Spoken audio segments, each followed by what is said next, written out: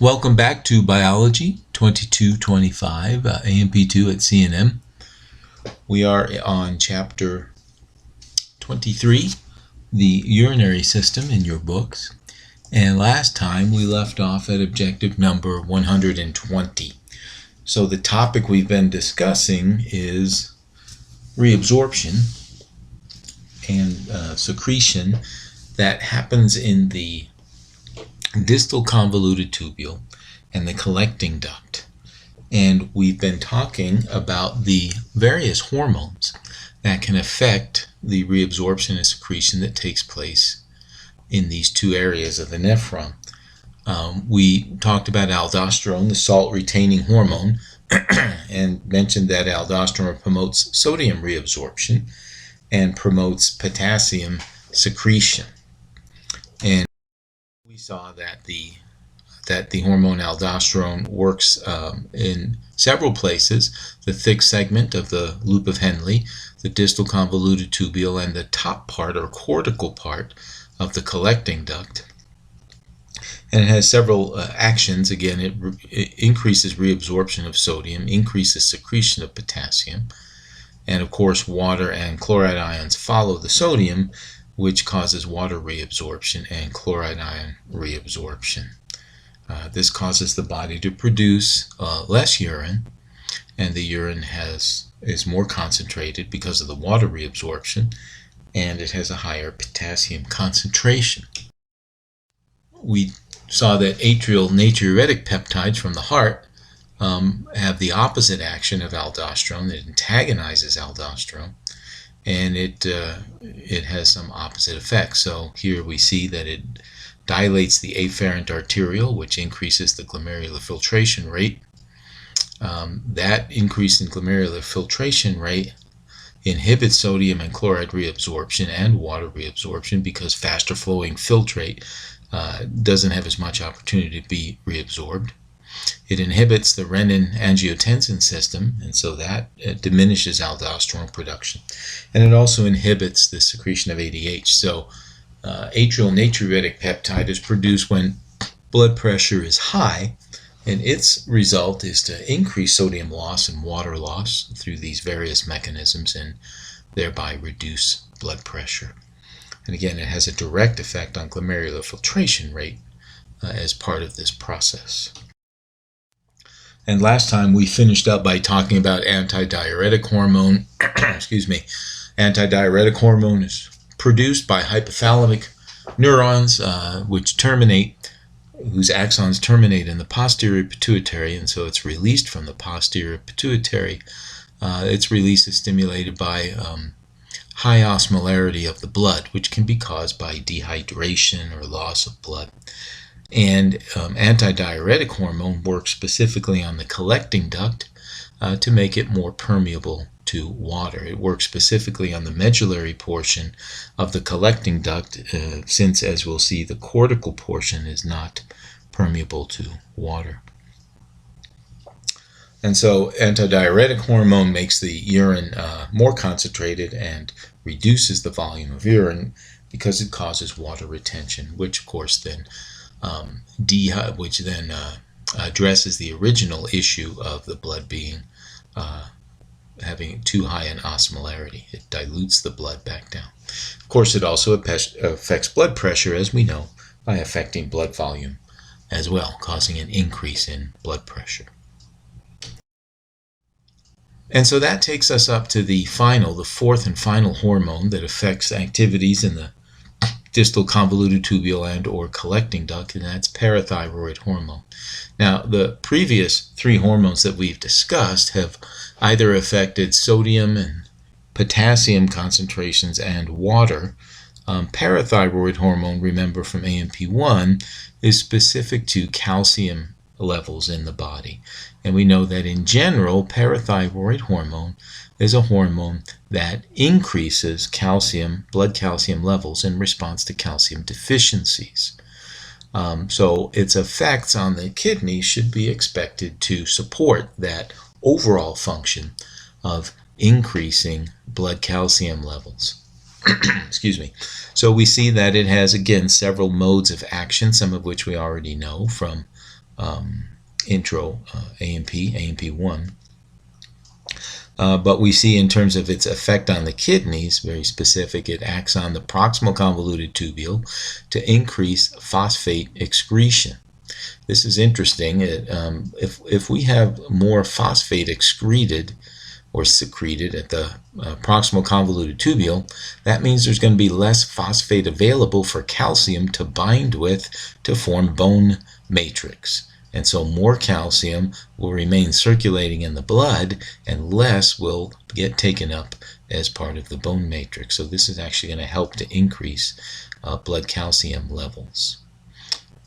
It also, parathyroid hormone also acts on the thick segment of the ascending limb of the loop of Henle, or the nephron loop. And it also works on the distal convoluted tubule to increase calcium reabsorption. So in those two areas, the ascending limb and distal convoluted tubule, parathyroid hormone causes an increase in calcium reabsorption, which again will cause increase in blood calcium levels. So as a result of this, you're going to have an increased phosphate content in the urine as you secrete more phosphate, and of course less calcium in the urine as you increase its reabsorption. Also recall that parathyroid hormone stimulates calcitriol synthesis by the kidneys. Remember, the kidneys are the last step in the synthesis of calcitriol, which is activated vitamin D. It begins in the skin with a steroid compound, and then that is converted by UV light, which then is sent to the liver and converted again, and finally sent to the kidneys, as we said in AMP1, for final processing into calcitriol. Remember, calcitriol has its own effects, one of which is increasing calcium absorption in the small intestine. And recall, you cannot absorb calcium in the small intestine without calcitriol, vitamin D. And so we said that the kidneys were the sites where we had that final production of active calcitriol, and as you can see here, this is done by the cuboidal cells that line the proximal convoluted tubule. And so parathyroid hormone is also going to affect calcium levels through its stimulatory effect on the production of calcitriol in the proximal convoluted tubule. So we have many or several effects of parathyroid hormone, all related to calcium balance. And so here we see a summary of the various activities that we've been discussing. The proximal convoluted tubule, again, it was reabsorbed 65% of all materials that are reabsorbed. There is some secretion, recall, that also occurs in the proximal convoluted tubule. Sodium is a very important ion that is reabsorbed in the proximal convoluted tubule because water follows sodium by osmosis, and negative ions like chloride follow sodium through electrical attraction. The nephron loop is devoted largely to the reabsorption of sodium and chloride and potassium, and is also going to be involved in creating an intense osmolarity gradient that's going to be involved in water conservation, as we'll see in this next section. The distal convoluted tubule is also involved in reabsorption of various ions and water as well. The thing that's unique about the distal convoluted tubule is that what it does, especially with regard to sodium and water, is under hormonal control, so we have some ability to tightly regulate it, whereas reabsorption in the proximal convoluted tubule is pretty much automatic and does not respond to hormonal or neural signals. Recall also that the distal convoluted tubule also does secretion, as does the proximal convoluted tubule, and that secretion is very selective to fine-tune the contents of the blood. The collecting duct is largely involved in the final reabsorption of water back into the bloodstream. There is some sodium that is also reabsorbed, and there's also some urea that gets reabsorbed in the collecting duct. And once again, there are hormonal controls that help regulate what exactly happens in the collecting duct. All right, so our next unit deals with water conservation. This is the fourth process that your book likes to list alongside filtration, reabsorption, and secretion. But as I said earlier, really what this is just a very specific discussion of the various ways in which we reabsorb water specifically. And of course, this is very important to maintain hydration and blood pressure and blood volume. And so it gets its own special consideration. So as the kidney returns water to the tissue fluid in the bloodstream, the fluid that remains in the tubules becomes urine. And recall that once the fluid reaches the collecting duct, at that point we then refer to it as urine. So it's filtrated in the glomerular capsule. Once again, it's referred to as tubular fluid in the proximal and distal tubules and the loop of Henle, and once we get to the collecting duct, it's called urine, even though there is a final bit of processing that can take place in the collecting duct. Remember, the collecting duct begins in the cortex, where it receives fluid from several, the distal convoluted tubules of several nephrons.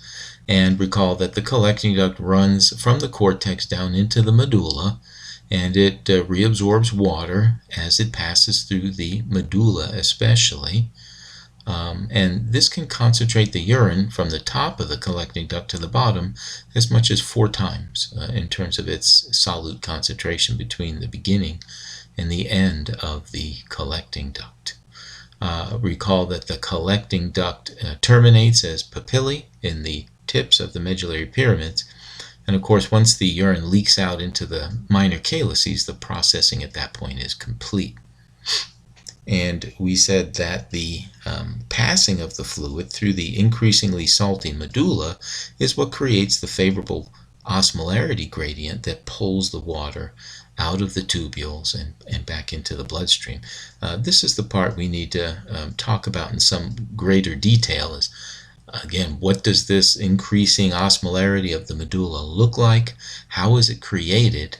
And how is it that somehow pulls water out but manages to let the water enter the bloodstream and go back into the mainstream circulation? So we have some details to explain about this big picture topic. So here's a review again of what we're trying to explain.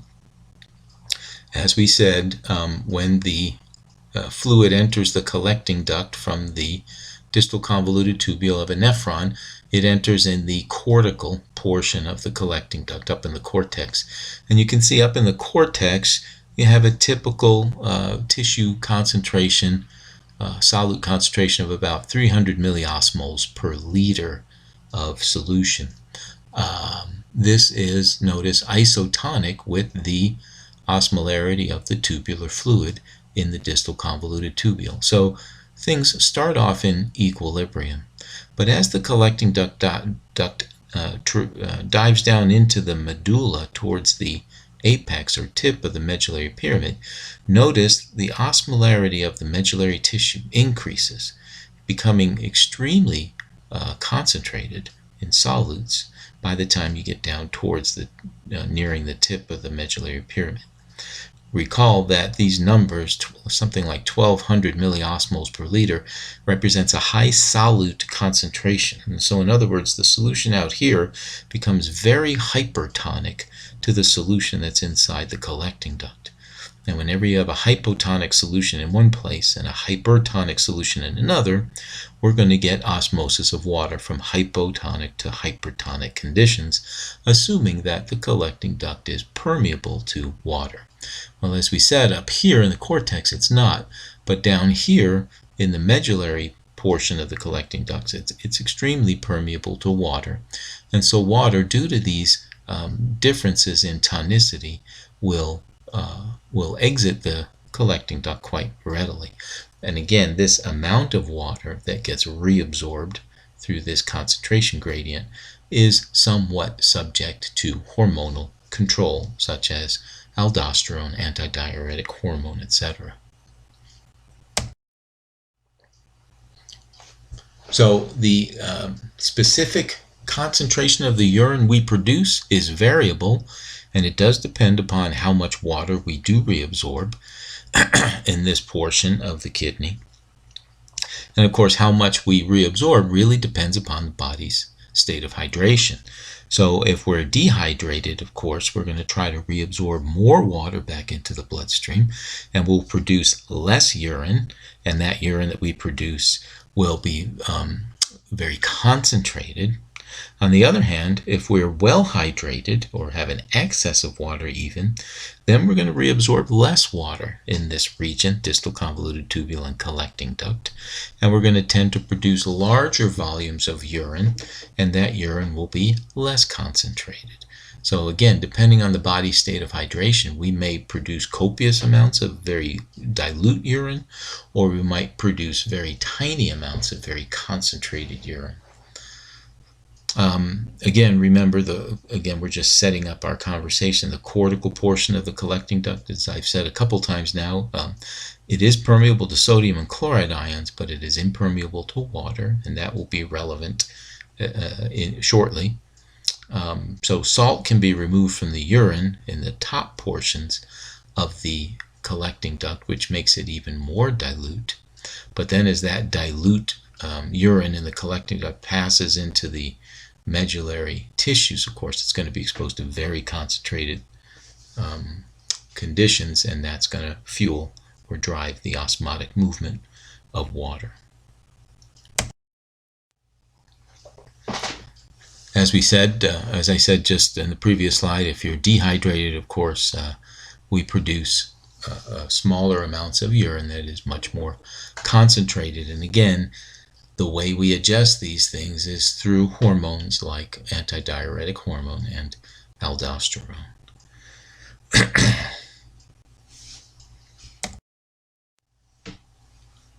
So the ability of the kidney to concentrate urine in those times where we do need to produce less urine that is more concentrated, our ability to do that depends on this salinity gradient we've been referring to that exists in the medulla of the kidney.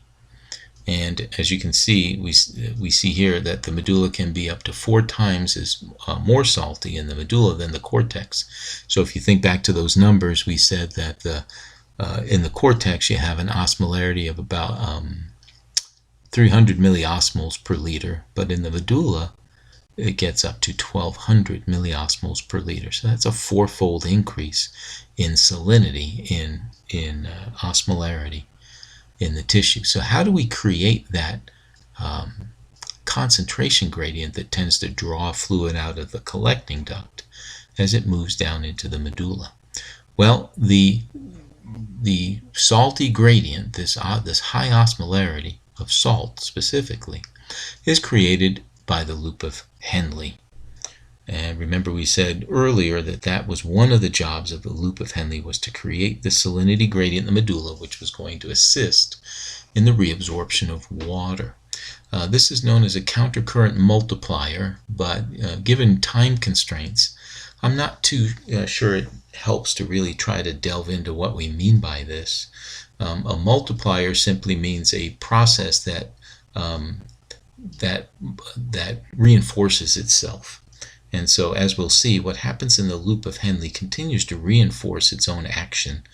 Countercurrent has something to do with the idea of, if I can get fluids flowing in opposite directions, I can have some interesting physiological processes take place just as a result of having 2 fluids flow in opposite directions.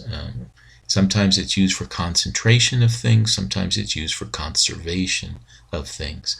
A good example of a countercurrent exchange mechanism is what happens when we have, say in our extremities, we have an artery carrying blood in one direction and a vein carrying blood in the opposite direction. Oftentimes arteries and veins sit side by side in the arms and legs especially. Well, remember that at the skin, what's going to happen is the blood will tend to lose heat to the environment. You'll tend to radiate out heat. And so that can be a liability, especially in cold weather, because what that would mean is if the artery sending warm blood to the skin will constantly be losing heat to the surroundings, and so the blood coming back into the core will be colder, and that will tend to cool down the core and make it difficult for us to maintain our body temperature.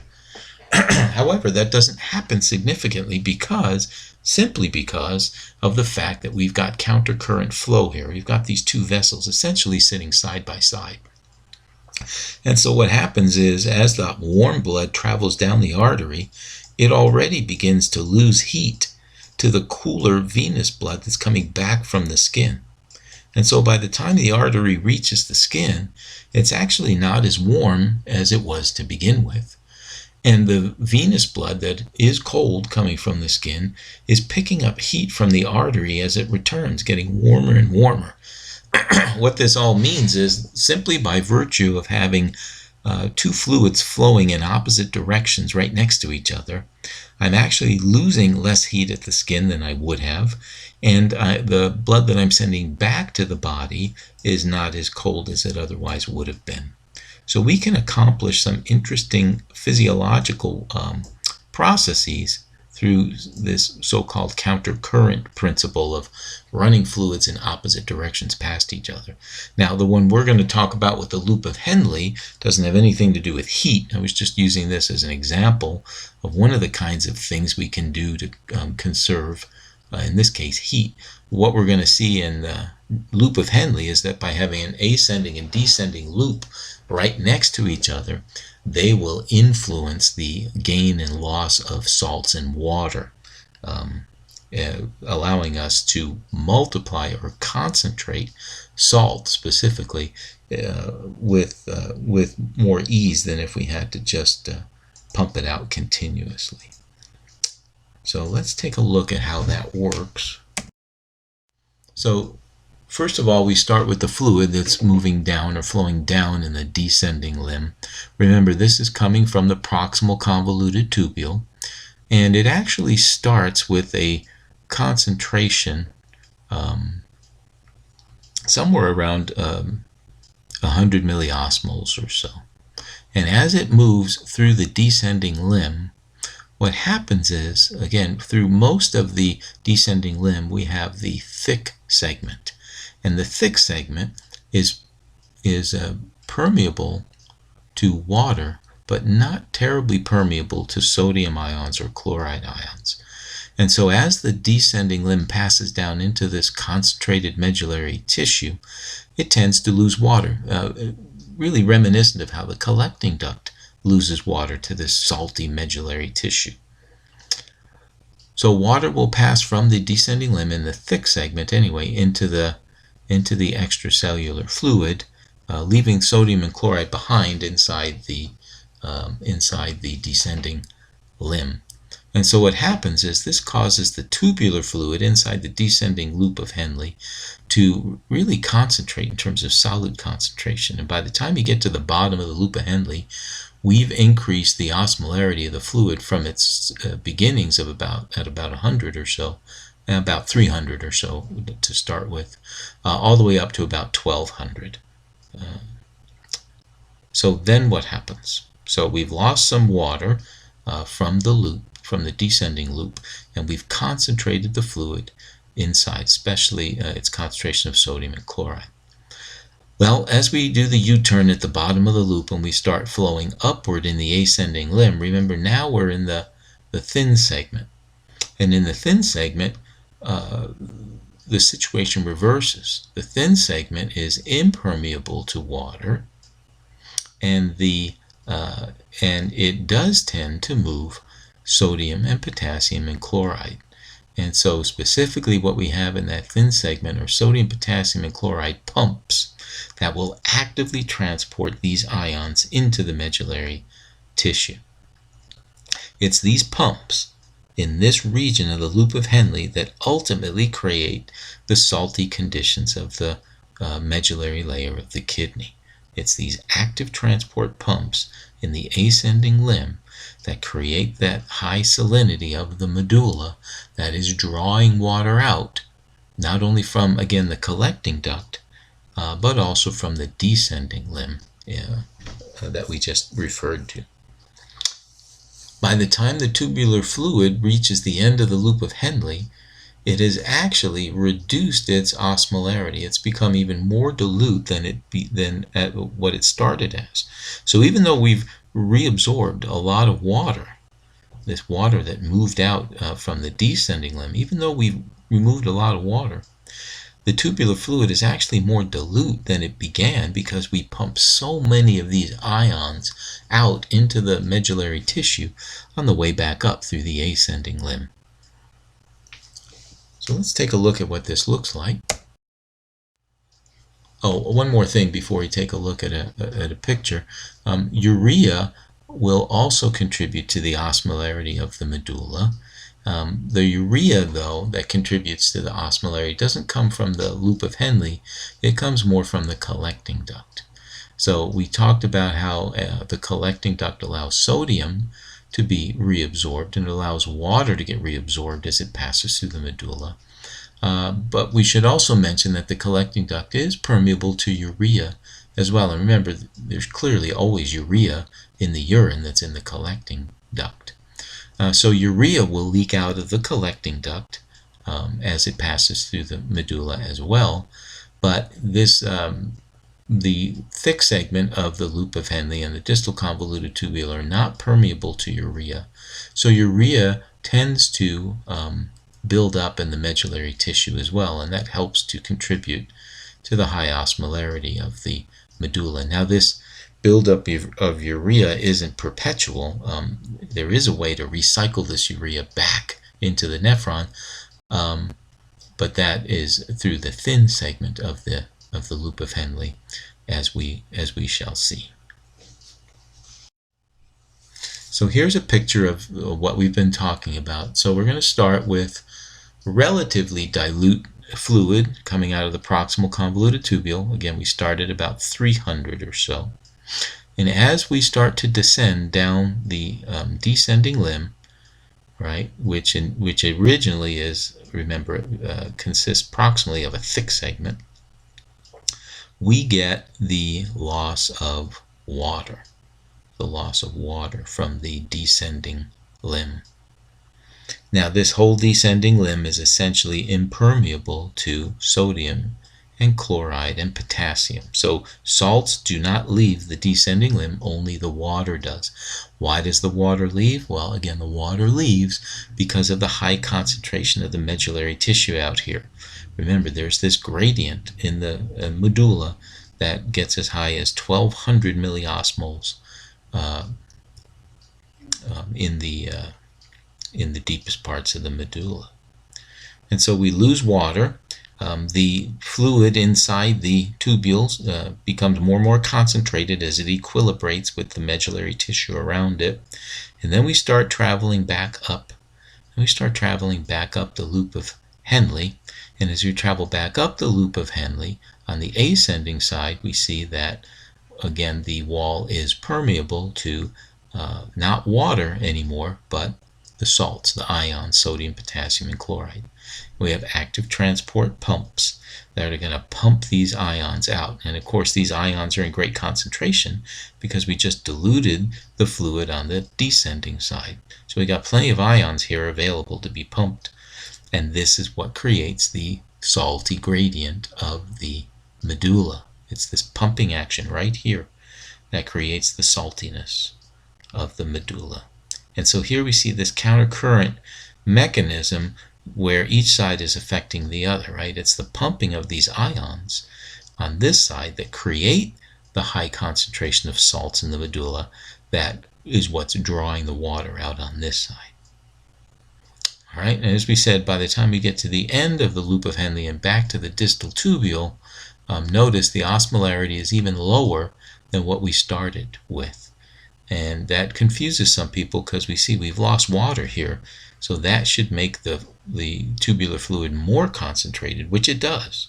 But by the time we're done pumping all the salts out, the sodium and chloride and potassium, we've pumped so many ions out in the ascending side that we actually end up with a solution that's more dilute. We have less fluid, right, than we started with because we've reabsorbed so much of the water. So we have less overall fluid remaining, but the fluid that does remain is more dilute than what we began as. So this confuses people because they see, well, we're reabsorbing water in the loop of Henle. Shouldn't we end up with a osmolarity that's greater than what we began with if the net effect has been to reabsorb water? Well, again, no, because that water reabsorption has been counterbalanced, more than counterbalanced, by the active pumping of these ions out of the fluid. Now, another thing that confuses people is that why doesn't the water that leaves the descending limb, why doesn't the water disrupt the salt concentrations in the medulla? Remember, the medulla outside the loop of Henle gets increasingly concentrated. But if on the descending side we're actually losing all this water as the descending limb flows down into the medulla, shouldn't that water dilute the medulla and disrupt that high salinity? So the question is, what happens to the water? Well, the reason the water that we lose on the descending side doesn't disrupt the medullary salinity gradient is because of the capillary bed known as the vasa recta. Remember, the vasa recta is that specialized capillary bed that surrounds the long loops of Henle of the juxtaglomerular nephrons. What's nice about the vasa recta is that it does pick up water. It does pick up water from the medulla, right? So it picks up the water that has just leaked out of the descending limb. But notice, it does not pick up, it does not remove the sodium and the chloride. So the net effect of the vasa recta is to pick up the water so that the water doesn't dilute the medullary salinity gradient, but to not remove the salt so much, keep the salt behind to help maintain that gradient. So how does this capillary bed manage to do this? How does it manage to pick up the water but not the salt? Well, we have to look again at the countercurrent system formed by the blood vessels themselves as well. Just like the loop of Henle, the vasa recta forms a countercurrent system, and so we have blood flowing into the vasa recta in one direction and flowing out of the vasa recta in the opposite direction. And those two parts of the vasa recta, like the loop of Henle, sit very close together. So on the descending side of the vasa recta, water will diffuse out of the blood and sodium ions will diffuse in. And so on the descending side of the vasa recta, things happen exactly as you would expect them to. Right? The descending limb of the vasa recta is descending into more and more salty conditions. And so not surprisingly, water diffuses out of the blood into those salty conditions, just like it diffuses out of the descending limb of the loop of Henle. And all this salt that's in the medulla, of course, diffuses into the blood. Again, that doesn't help us. That seems like it would disrupt things and disrupt the salinity gradient of the medulla, but we're not done until we consider what happens in the ascending portion of the vasa recta. So as blood flows back up to the cortex in the ascending portion of the vasa recta, the opposite occurs. And so water will diffuse into the blood because as we ascend, we are going to enter less and less salty medullary tissue. And so the medulla becomes more hypotonic and water diffuses back into the blood and the salt diffuses back out. And so by the time we're done flowing through the vasa recta, it has given the salt back to the medulla to help maintain the salinity gradient, and it has reclaimed the water that it lost plus some extra water that has leaked out of the collecting duct ultimately and the descending limb. And so it ferries that water away, but it leaves the salt behind to maintain the gradient. So it's not the loop of Henle all by itself that maintains this medullary gradient. It's the vasa recta as well. So the loop of Henle generates it, specifically the pumps in the ascending limb. And the vasa recta, once it's created, the vasa recta helps to maintain the salinity gradient. So here we see the two side by side again, the loop of Henle on the left and the vasa recta on the right. So again, just to put things in perspective, tubular fluid enters the loop of Henle at about 300 milliliters. As soon as the descending limb dips into the medulla, we start to lose water. And I think I misspoke earlier. I said we lose water from the thick segment, and that's incorrect. We lose water clearly from the thin segment, right? It's the thick segment where we do the salt movement and where we're impermeable to water. So I apologize if I misspoke earlier. I actually don't remember if I did or didn't. I suspect I may have. So we have the thin segment descending. Most of the descending limb is the thin segment. Again, this is permeable to water, and so we're going to have water leaving the descending limb. Notice the tubular fluid's getting more and more concentrated as water exits the descending limb through passive osmosis. Now, notice the same thing happens to the blood vessel of the vasa recta that descends down into the medulla. It also is losing water to the environment. All right, and it's of course picking up sodium and chloride ions from the environment because there are so many sodium and chloride ions in this concentrated medullary tissue. Why are there so many sodium and chloride ions? Well, again, remember in the ascending limb, once we hit the thick segment, we become impermeable to water. We have active pumps pumping out the sodium, the potassium, and the chloride ions. And this creates the saltiness of the medullary tissue. So the ultimate question, though, we're seeking to answer is why doesn't this movement of water out of both of these vessels, right? This water here, all this water that's leaving the descending limb, all this water that's leaking out of the descending blood vessel, why does this water not dilute the medullary tissue? Right? It should take these numbers and reduce them, which would of course disrupt the entire process. The other thing we're seeing, remember, is that in the descending limb we're picking up sodium and chloride ions. Right? By picking these up, we should also destroy the salinity gradient and make the medullary tissue less concentrated. So again, big question mark, why doesn't that happen? And it doesn't happen because of what happens in the ascending portion of the vasa recta. Notice in the ascending portion of the vasa recta, as the blood, which is now very concentrated, right, as it's lost water and picked up salt all the way down, this very concentrated blood now starts flowing back up out of the medulla as it's exposed to less and less concentrated medullary tissue. As it moves up, the water, of course, moves back into the blood.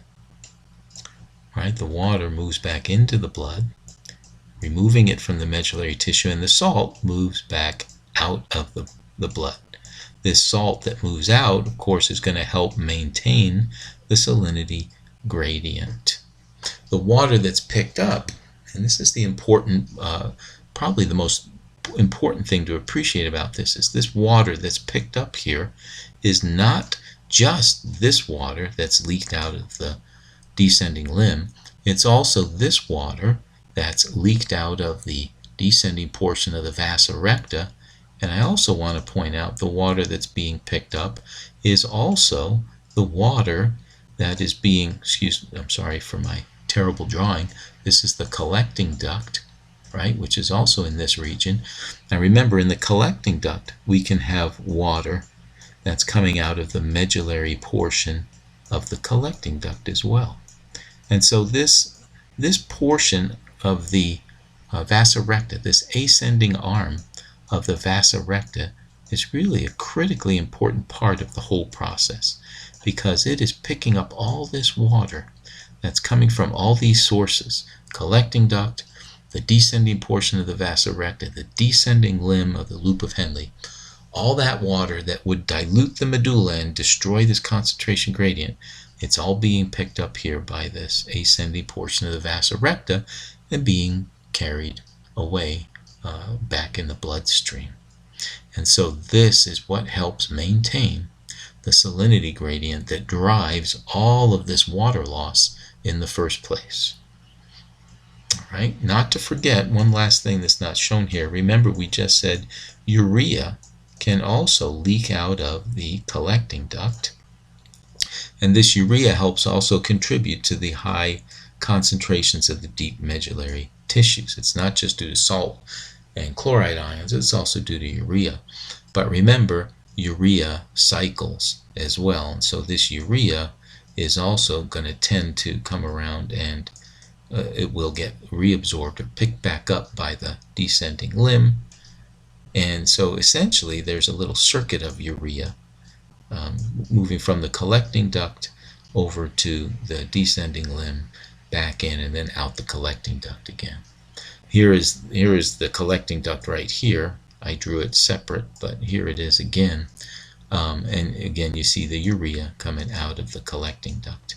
I'm not sure why they didn't choose to show the water coming out of the collecting duct as I just did on the right side here. But again, that water again is going to be picked up by the ascending portion of the vasa recta. So all the water gets ferried, not all the water, but much of the water gets ferried away by the vasa recta, leaving behind very salty medullary tissues. And so much water gets ferried away, and so much salt gets pumped out that, again, we actually end up with tubular fluid that's more dilute than what it was when we began. And again, it's because we actually remove more ions from the fluid than we remove water. Okay, so that's a fairly complicated topic. I know the details can be confusing. The take-home message is, to make a long story short, the events that happen in the loop of Henle and the vasa recta create this extreme salinity gradient that we find in the medulla. And it's that extreme salinity gradient that tends to draw water out of the descending limb of the loop of Henle and out of the collecting duct. And this helps us reabsorb more water and make a more concentrated but less voluminous urine. So this is how we concentrate the urine and conserve water. The longer the loop of Henle, the steeper gradient we can create. And I think I mentioned earlier that in desert organisms that have to conserve water, we find that they have extremely long loops of Henle and extremely salty medullary gradients to help pull this water out of the collecting duct and the loop of Henle. All right, so a final summary of reabsorption and secretion. Remember, in the proximal convoluted tubule, we get 65% of reabsorption, and a wide variety of substances are reabsorbed. We do get secretion as well, and remember, in secretion, we're trying to get rid of things that we didn't filter out enough to begin with, or things that couldn't be filtered out in the first place. Notice most of these are nitrogenous wastes: ammonia, uric acid, creatinine, urea. Hydrogen, of course, in our effort to maintain pH balance, and as we said, some drugs that we're trying to clear from the bloodstream. In the loop of Henle, on the descending side, we're mostly losing water, though we are picking up some urea in this little cycle of urea from collecting duct to loop of Henle. On the ascending loop of Henle, we're pumping out the salts to create the salinity gradient.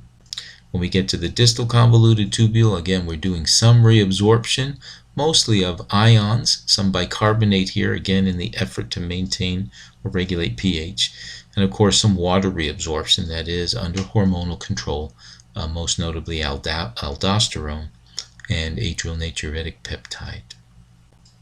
We do also find some secretion in the distal convoluted tubule, most notably a hydrogen ion exchange for potassium can occur, and This also is an effort to maintain pH, and we also still have some ammonia secretion as well, some final ammonia secretion, both in the distal tubule and the collecting duct.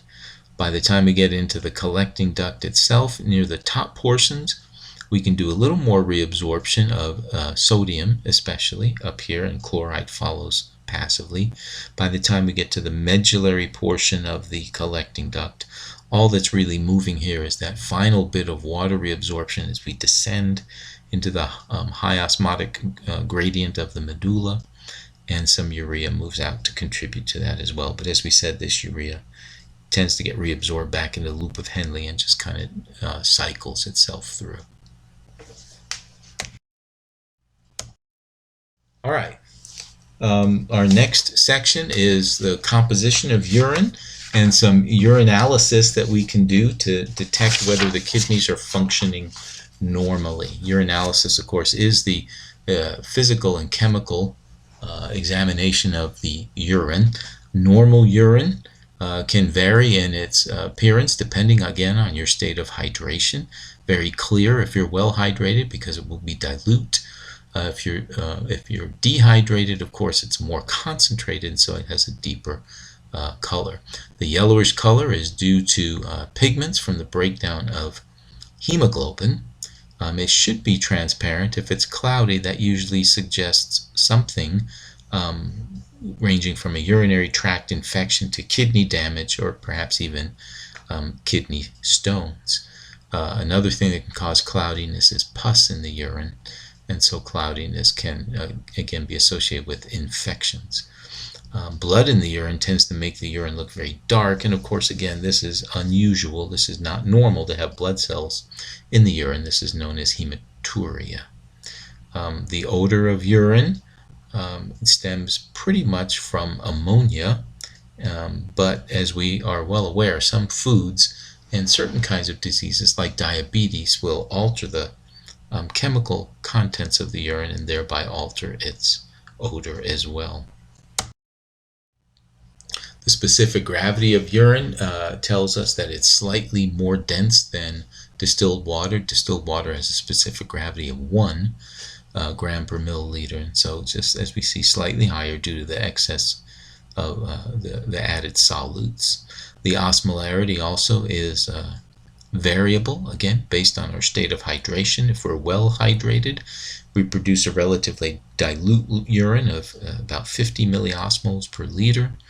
If we're severely dehydrated, we can produce up a urine that's up to 1200 milliosmoles per liter. Again, that 1200 number is familiar. That's as high as the medullary gradient goes. So that's the most concentrated urine we can produce. The pH range is variable, again, depending on the body's needs to regulate blood pH. And so it can range from 4.5 to 8.2, but usually urine is in the slightly acidic range.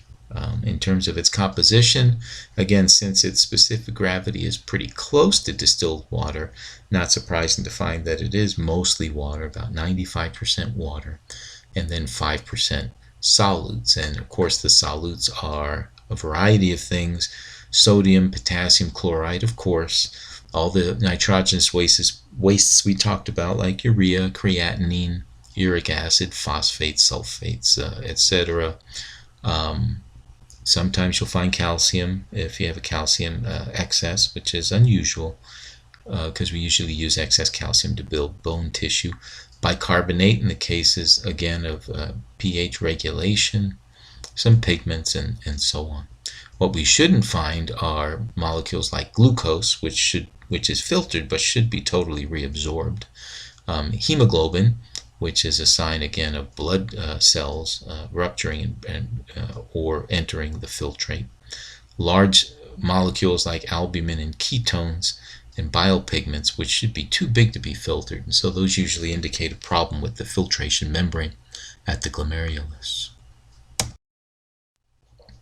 In terms of how much volume we produce a day, again, we reabsorb over 99% of what we filter, and so that normal urine volume tends to be just less than 1% of what we reabsorb. of what we filter. So that ends up being in the range of 1.5 really to 2 liters a day.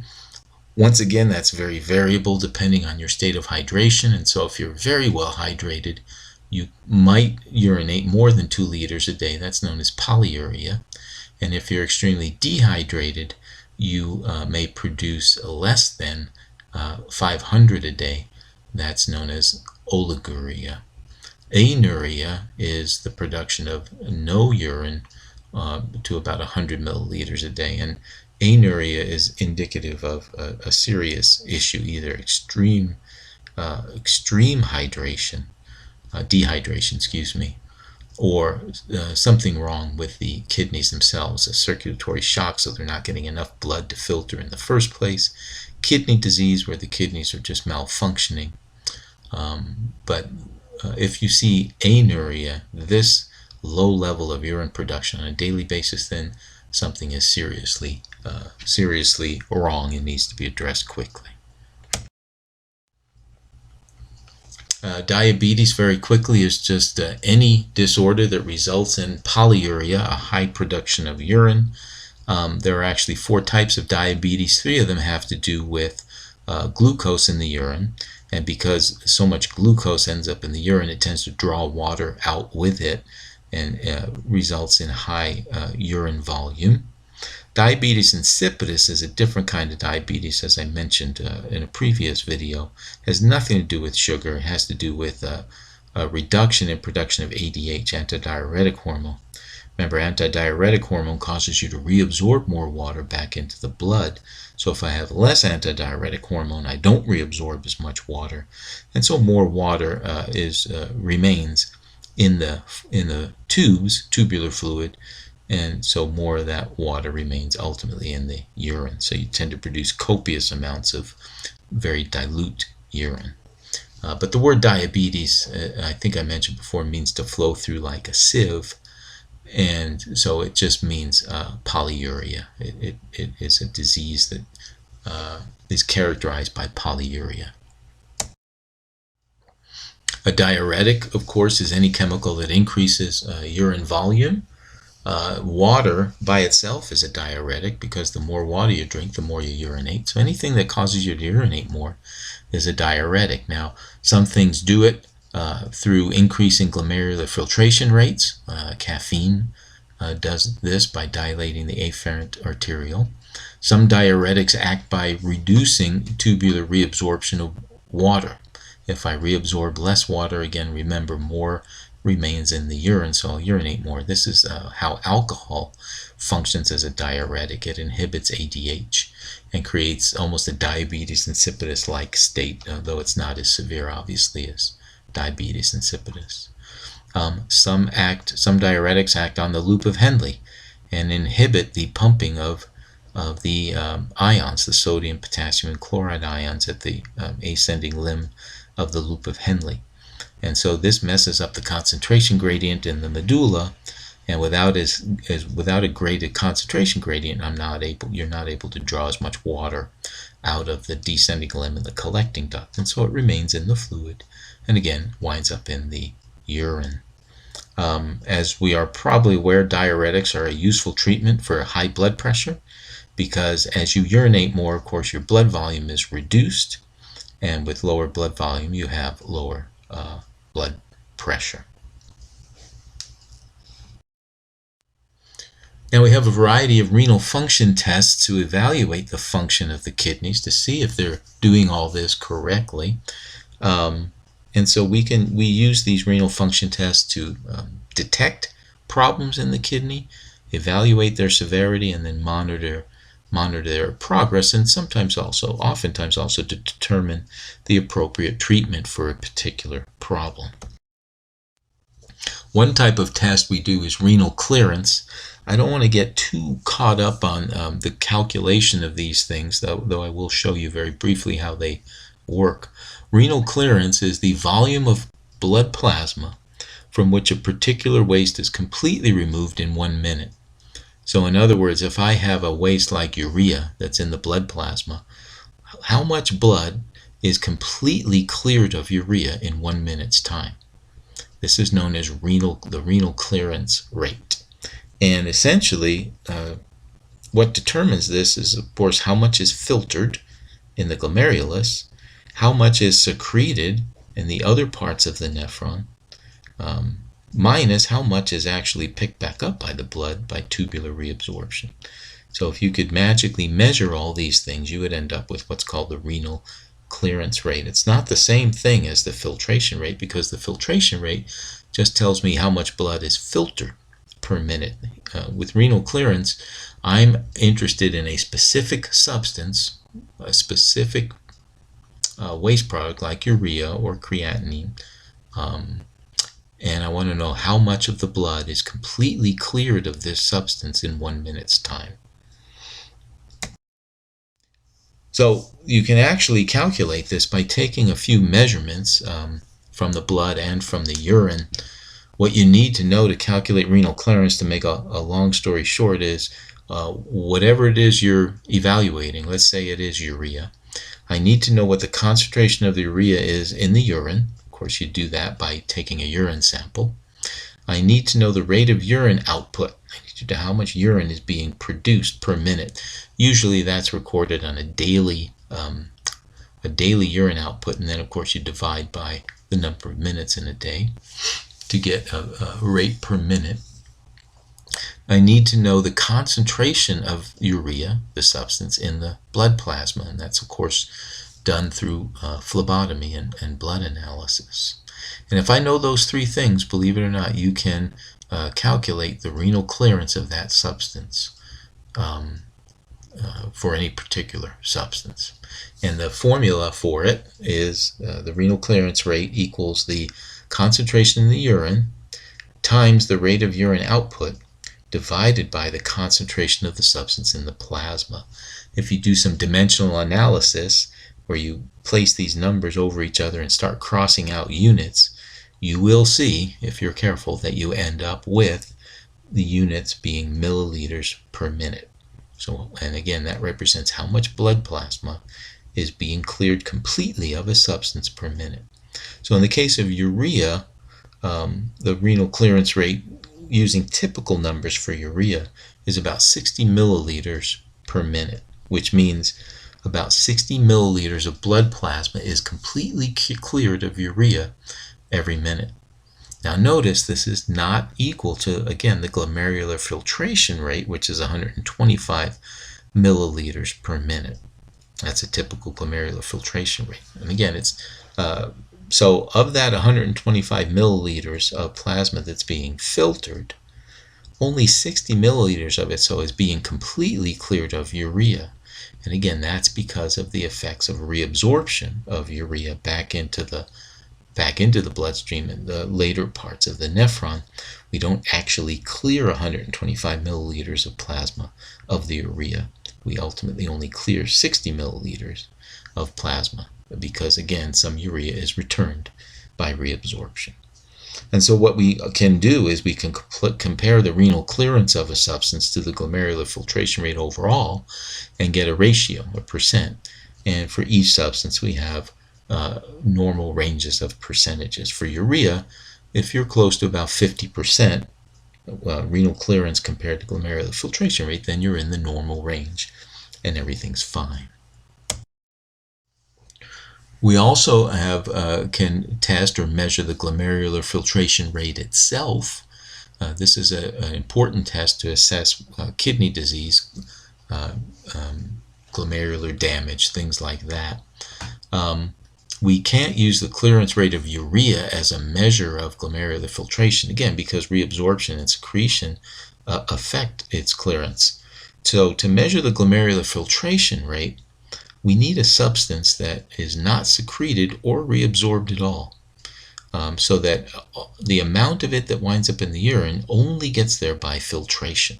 So if you could magically find a substance that's filtered but not secreted or reabsorbed, and when we say filtered, we mean filtered relatively thoroughly, then we would be able to measure glomerular filtration rate. And there is a substance that can do the trick. It's known as inulin, and it's a plant product And so what you would do in this case, if you really wanted to carefully measure glomerular filtration rate, is you would inject a known concentration of inulin into the patient's blood.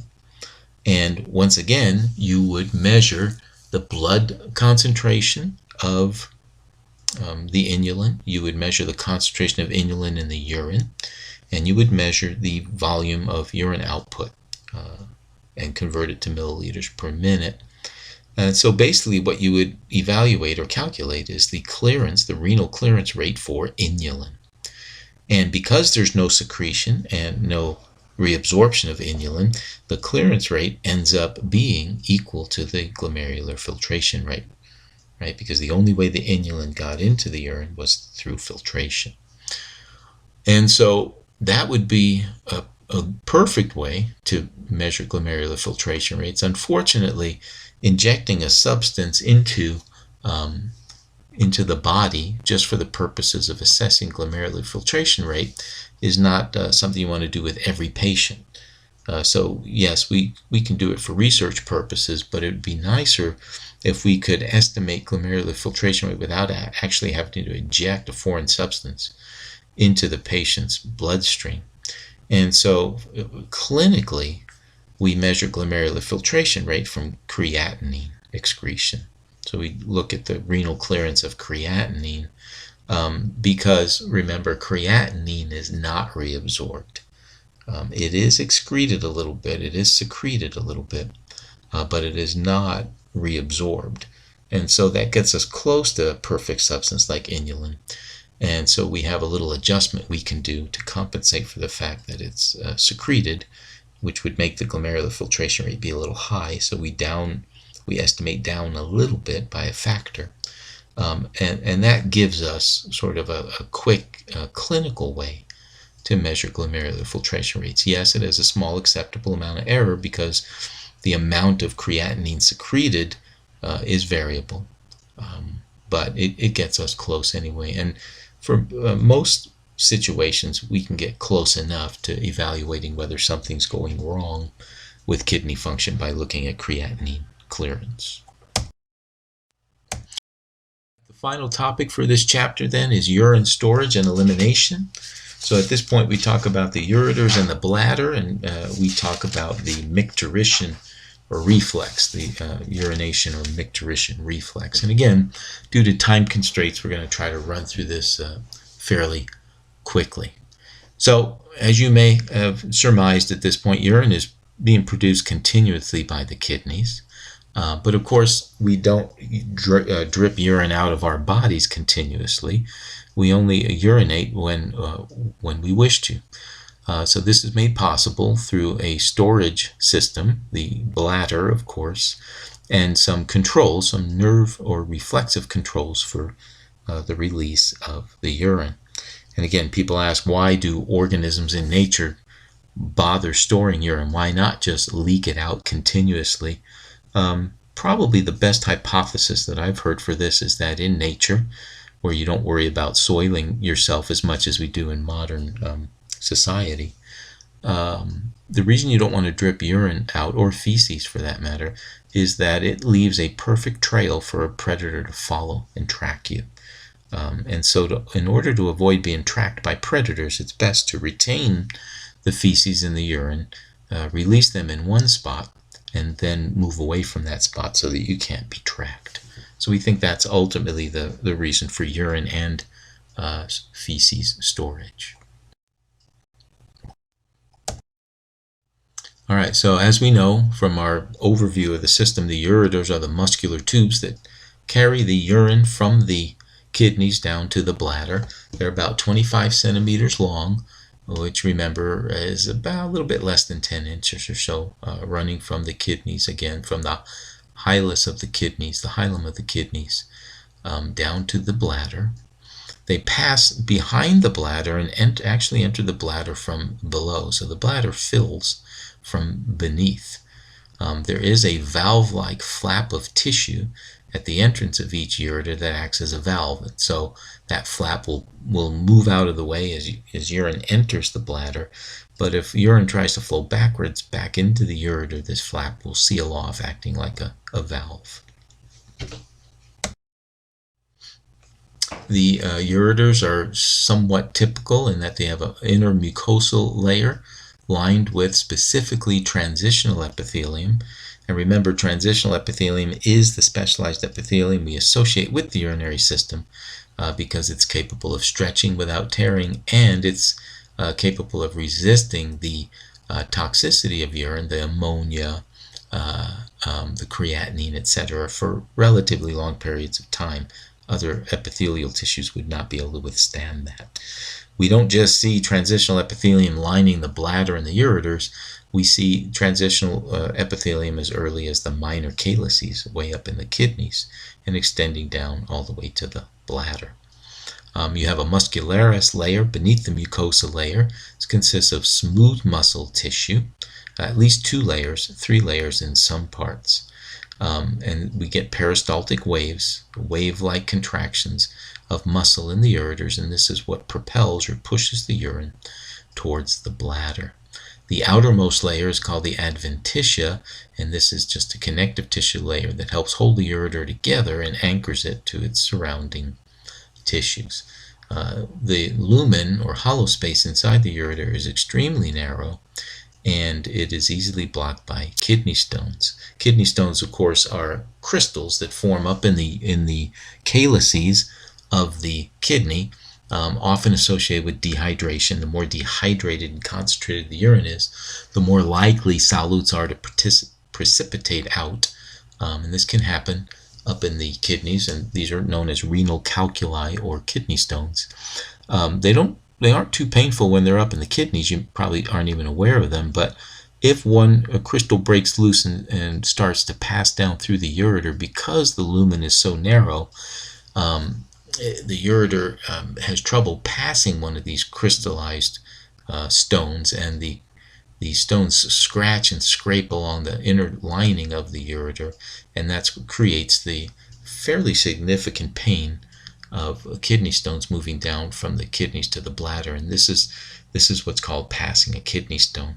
It's as it moves through the ureter from kidney to bladder.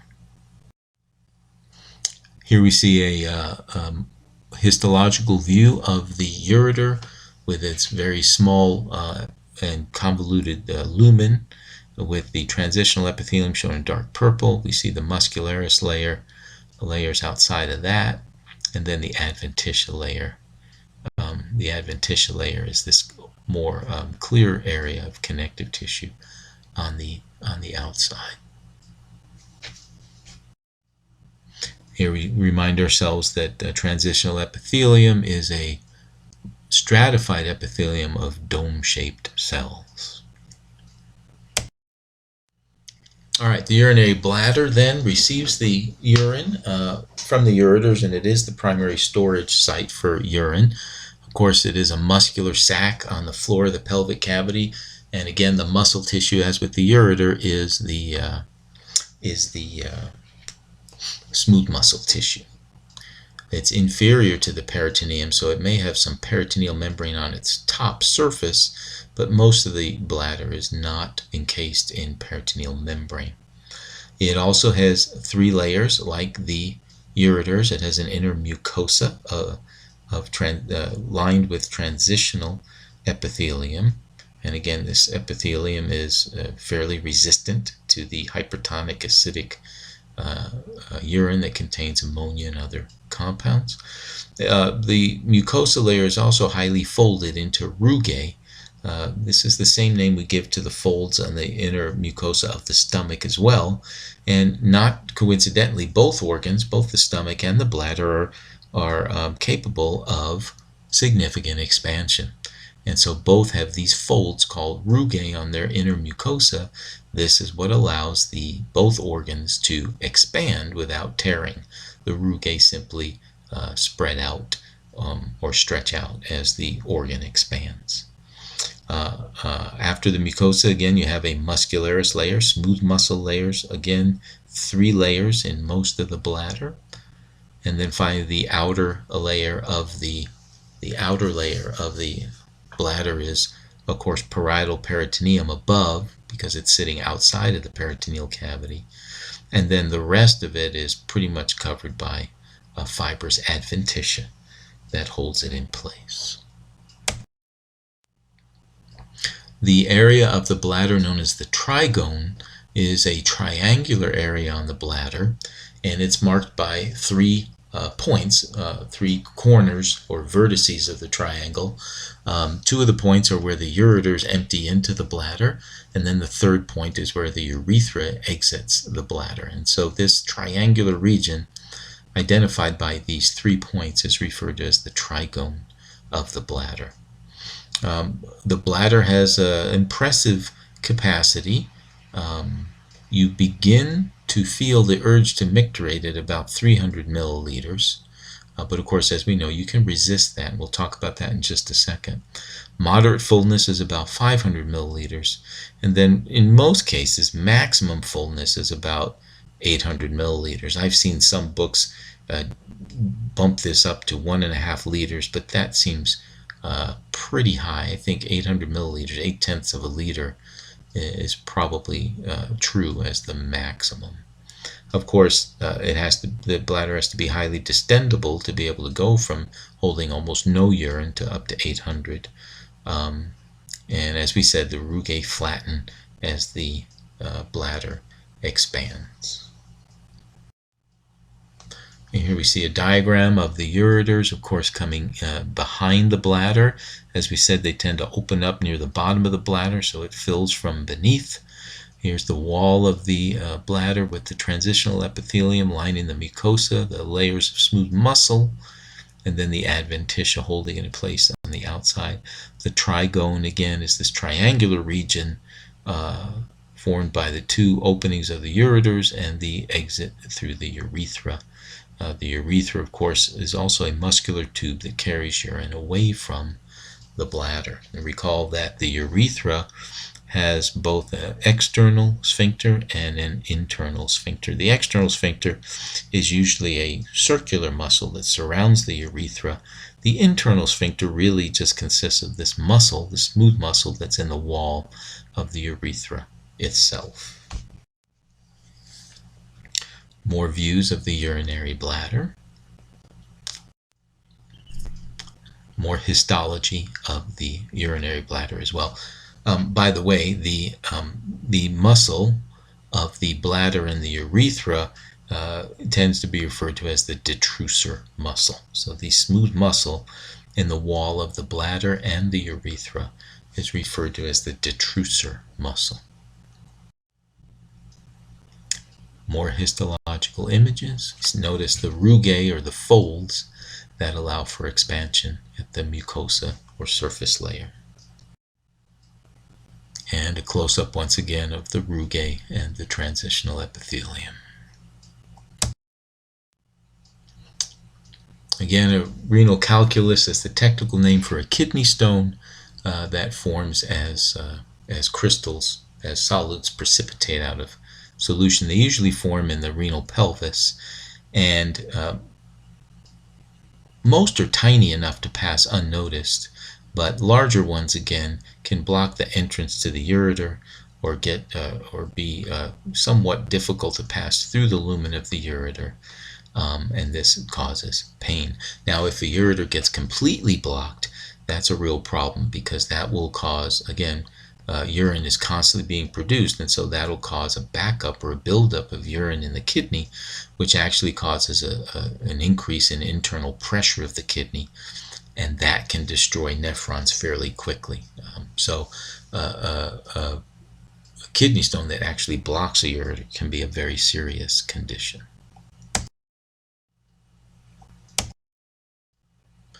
And then finally, the urethra, as we said, is the tube that conveys urine out of the body. In the female, it's only about 1 inch long, just over 1 inch long, and it is anchored in place against the anterior wall of the vagina. And the urethral orifice is the opening. It sits between the clitoris anteriorly and the vaginal orifice behind it. As I said, there's an external urethral sphincter that surrounds the urethra. It's essentially a circular muscle that surrounds the detrusor muscle, which is the smooth muscle that makes up the internal sphincter. One thing I want to remind you about the external urethral sphincter is that unlike the rest of the system, it is made of skeletal muscle, and this is, of course, where we exercise voluntary control over micturition. And so once again, the detrusor muscle is the smooth muscle of the bladder, and notice it extends directly down into the urethra, and some people continue to refer to it as the detrusor of the urethra, but it's also what we call the internal urethral sphincter. And then the external urethral sphincter, again, is a ring of skeletal muscle tissue that gives us voluntary control over emptying. Picture a sagittal section through a cadaver showing the location of, again, some of these things. So what we see, again, is the urethra right here in green. So there's the urethra. This represents the bladder itself. Okay, so leading out is the urethra, and then there's the vagina leading to the uterus behind it. The male urethra, of course, is different because the male and female reproductive systems are somewhat different. The male urethra is up to 18 centimeters long. This would be closer to about 7 inches in length, 6 to 7 inches in total length. It has 3 regions, a prostatic urethra, which immediately exits the bladder. It's called the prostatic urethra because it's embedded within the prostate gland, which sits just beneath the bladder. Then we have a very short region, only 0.5 centimeter, so very tiny, called the membranous urethra. This is the part that passes through the floor of the pelvic cavity after it exits the prostate gland. And then we have the longest portion of the urethra, which is known as the spongy or penile urethra, which is located within the corpus spongiosum of the penis. Again, the internal urethral sphincter is a continuation of the detrusor muscle. And once again, we have an external sphincter, which is a ring of skeletal muscle. And so here we see the male urethra. Again, as it exits the bladder, we have the internal sphincter, which is an extension again of the detrusor muscle of the bladder. The prostatic urethra passes through the prostate gland, which is this beige colored organ right here. As it exits the bottom of the prostate gland, it is for a very short distance known as the membranous urethra. This is where it's actually passing through the floor of the pelvic cavity. This is also, by the way, where the skeletal muscle external sphincter is located, right around this membranous urethra. And then it continues on as the penile urethra, located within a cylinder of spongy tissue known as the corpus spongiosum.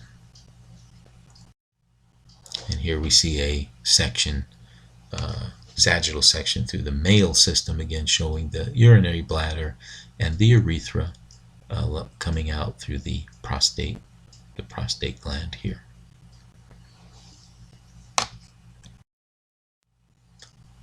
There are various types of urinary tract infections, which in the interest of time, we do not have time to talk about. So we're going to finish up by talking about the process of avoiding urine or ridding the body of urine. So between episodes of urination, of course, the bladder fills with urine. The smooth muscle and the detrusor relaxes. Remember, we have that stretch relaxation reflex in smooth muscles. And both urethral sphincters are tightly closed, of course, in between urination. This is due primarily to sympathetic activity in the spinal cord that stimulates the detrusor muscle. So while we relax the detrusor muscle, we actually stimulate the internal urethral sphincter. So same neurotransmitter, again, opposite effects, though due to different kinds of receptors in the detrusor muscle and the internal sphincter. They're both made of smooth muscle, but they respond differently to sympathetic activity. The detrusor relaxes, which means the bladder will accommodate more urine without contracting, but the sphincter remains tightly sealed to prevent urination. We also have somatic or voluntary motor fibers coming from the sacral portion of the spinal cord, traveling through pudendal nerves to the external sphincter, and this is what gives us muscle tone. in the external sphincter, which again is skeletal muscle, so technically voluntary, and that's what keeps that closed in between urination events. Micturition is another word for urination, and the micturition reflex, of course, involves contracting the detrusor muscle and relaxing the sphincters. And so what happens is, as the bladder stretches, it reaches certain threshold levels, and once a threshold level is reached, the stretch receptors sense this and transmit sensory signals to the spinal cord, where we have a reflex, and the signals turn around in the spinal cord. This happens in the sacral segments, and we have parasympathetic fibers that send the messages back out. The parasympathetic fibers release a different neurotransmitter. Remember, they release acetylcholine onto their targets. And again, different receptors cause different responses. The parasympathetic signals will excite the detrusor muscle, which causes the bladder to contract, and the parasympathetic signals cause the internal urethral sphincter to relax. So the exact opposite effect is occurring. And this, of course, is what's going to ultimately begin micturition, with the bladder contracting and the internal sphincter relaxing. It says male here for some reason, but these events are the same in males and females. Now, at this point, you will urinate, but in the adult, to urinate, of course, you have to relax the external sphincter as well. If you don't relax the external sphincter, then the micturition reflex will subside. So we do have this element of voluntary control in order to complete the micturition reflex, and this occurs up in the pons of the brain. Again, we're receiving signals from the stretch receptors. At this level, it becomes more conscious. Of course, the reflexes we talked about in the prior slide were all happening in the spinal cord. But the voluntary aspect of this happens in the brain, where we get more conscious awareness of what's going on. If it is a suitable situation for urination, then we will allow the pons to return signals to the spinal cord, and again allow signals to excite the detrusor and relax the urethral sphincter. And we will also, of course, have to signal the external urethral sphincter to relax.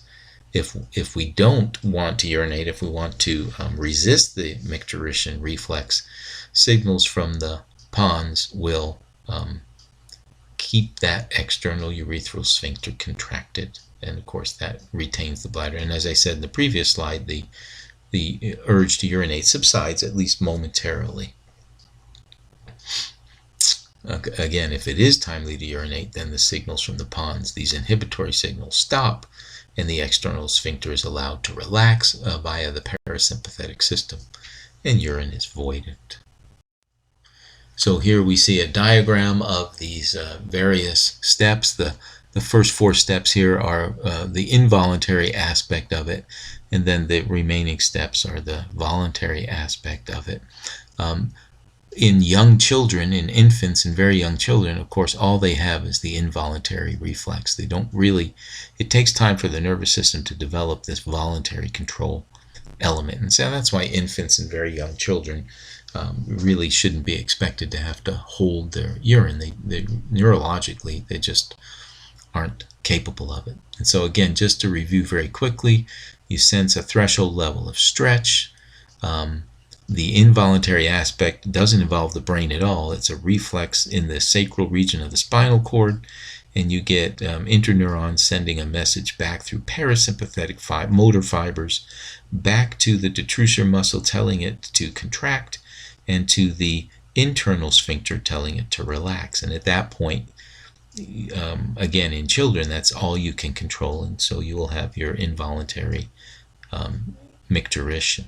In adults, of course, then we have this extra innervation where we have sensory fibers carrying in messages regarding stretch, again, traveling up to the pons, and then the pons will send a message back down to the parasympathetic system, again initiating or allowing this contraction of the detrusor and relaxation of the internal sphincter.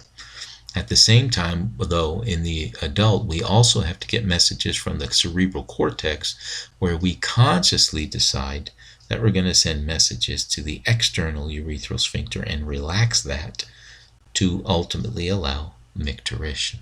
And again, we can resist this urge, and the reflex will subside, but it will return, and each time it returns with a greater sense of urgency until eventually we void the bladder of urine. Sometimes, in addition to resisting the reflex, sometimes we actually need to make ourselves urinate even though we haven't reached a threshold level of filling in the bladder. This happens, for instance, when you know that you are maybe going to take a long car trip and you won't have the opportunity to urinate for some time, and so you want to empty the bladder just to give yourself some more time, perhaps. When that happens, when you force urination even though you haven't reached threshold, what you generally simply do is the Valsalva maneuver. Remember, that's contraction of abdominal muscles to increase intra-abdominal pressure. And so what happens is you push the intestines or the other abdominal organs down on top of the bladder, and you compress the bladder. This is also going to excite stretch receptors and initiate the reflexes that will then get micturition going. All right, so that completes our discussion of Chapter 23, the urinary system. And if this is the last chapter of the semester, you will receive emails from me regarding the final. So watch for those emails where we talk about the final. If this is not the last chapter of the semester, then look for another video to come. Until next time, take care and stay safe.